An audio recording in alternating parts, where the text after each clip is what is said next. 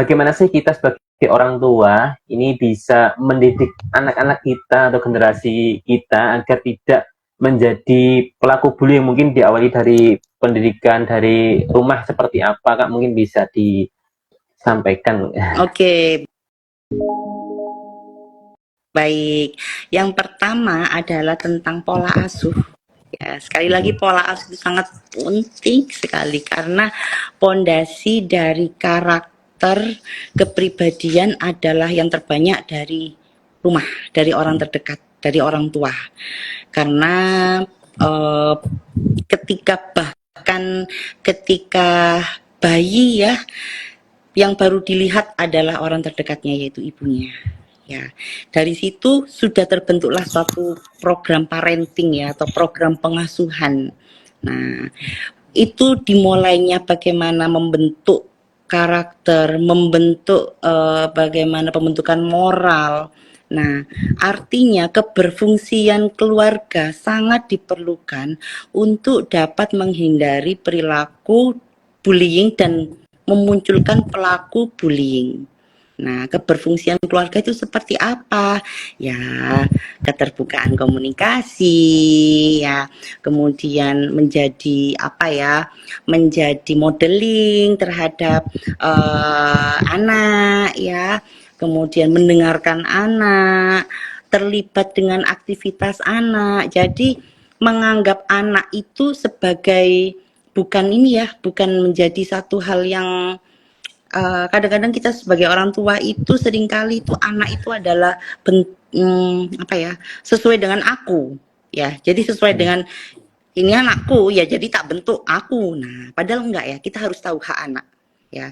Hak anak adalah didengarkan ya, hak anak adalah memutuskan, hak anak itu bisa memilih ya, termasuk cita-cita. Kadang-kadang kita kamu nanti jadi ya, bukan berarti tidak bermaksud untuk mendiskreditkan ini ya, tapi biasanya kalau kalau kalau apa namanya profesi A nanti biasanya anaknya itu diminta jadi A, kan demikian, dan itu sudah terjadi.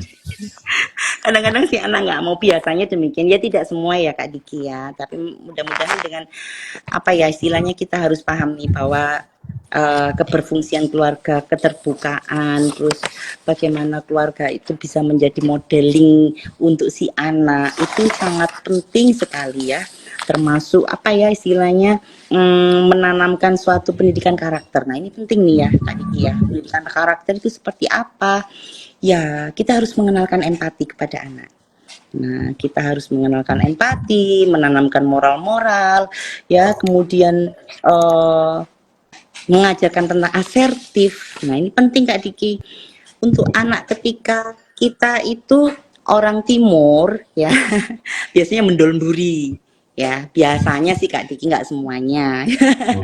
Gak enakan karena dari awal itu sudah di gak enak. Pleaser Tahu ya, maksud saya? people pleaser ya, Iya, bukan? betul. Nah, itu Kak Diki bibit-bibit dari korban itu. Karena people pleaser ya, nggak berani nolak. Nah, karena nggak enak. Nah, nggak enak ini nanti aku nggak di ini, nggak enak nanti aku. Nah, kayak gitulah. Nah, di sini kita harus mulai memberikan edukasi kepada anak kita bahwa kita harus asertif. Asertif itu tidak harus ini ya, asertif itu adalah mampu mengemukakan pendapat tanpa agresi. Ya, ketika disuruh apa, ketika nggak mau ya harus bilang nggak mau ya. Jadi tidak dimanfaatkan teman-temannya gitu loh Kak Diki, dipalakin gitu ya. Nah, makanya perlu sekali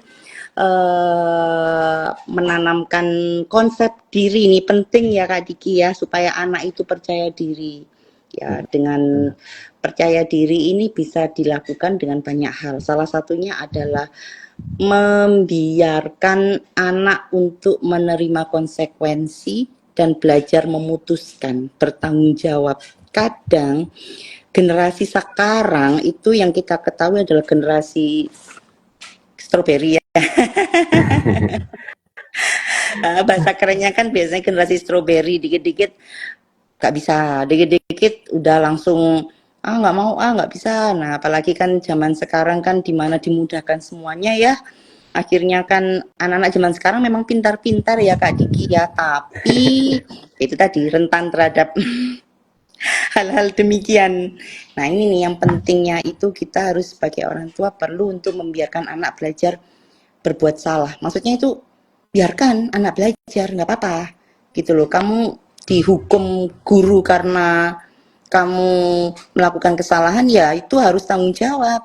Nah, kadang orang tua ya gitu ya, istilahnya tidak memberikan, aduh jangan, akhirnya dikasih apapun ya begitulah Kak Diki. Potret. Oke, baik.